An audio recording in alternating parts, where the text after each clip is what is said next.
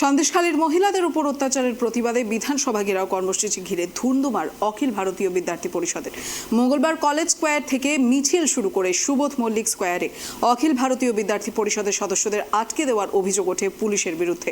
ঘটনায় পুলিশের সঙ্গে ধস্তাধস্তি বাঁধলে এভিবিপির সদস্যদের টেনে হিঁচড়ে প্রিজন ভ্যানে তোলারও অভিযোগ উঠেছে পুলিশের বিরুদ্ধে।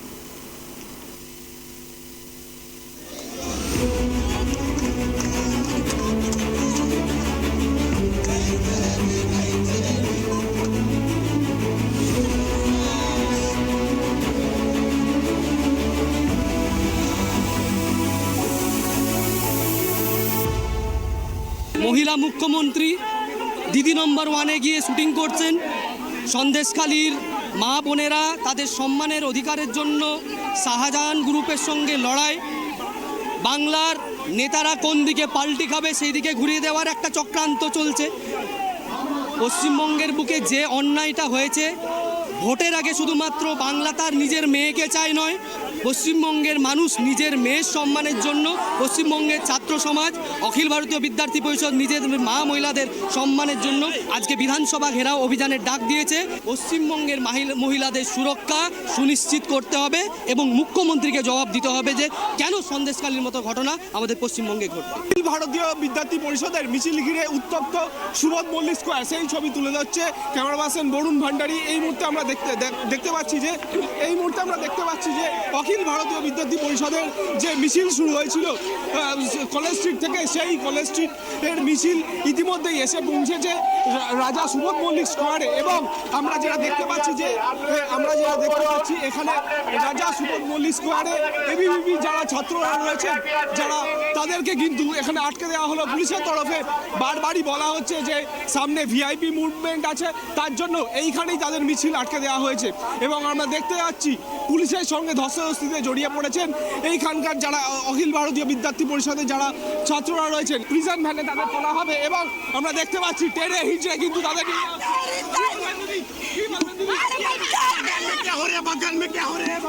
প্রিজন ভ্যানে তোলা হচ্ছে।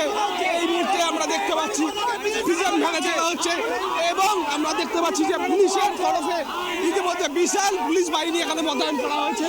এবং ধস্তাধস্তি ছবিটা আরেকবার দেখাতে বলবো। এবং আমরা দেখতে পাচ্ছি যে সন্দেশখালীর মা বোনেদের নির্যাতন যখন হচ্ছিল, আপনারা কোথায় ছিলেন? কোথায় ছিলেন আপনারা? উত্তর দিন। সন্দেশখালীর মা বোনেদের অত্যাচারের প্রতিবাদে এই মিছিল শুরু হয়েছিল। ব্যারিকেডের ওপর উঠে পড়ে বিক্ষোভ দেখাচ্ছেন এবং বেশ কিছু পুলিশ দেখতে পাচ্ছি আমরা যে এই ছবি দেখতে পাচ্ছি আমরা টেনে হিঁচড়ে কিন্তু তাদেরকে নিয়ে যাওয়া হচ্ছে এবং তাদেরকে প্রিজন ভ্যানে তোলা হচ্ছে একে একে। এবং যারা রয়েছেন এবং তাদেরকে কিন্তু এখানে দিদি কি বলবেন?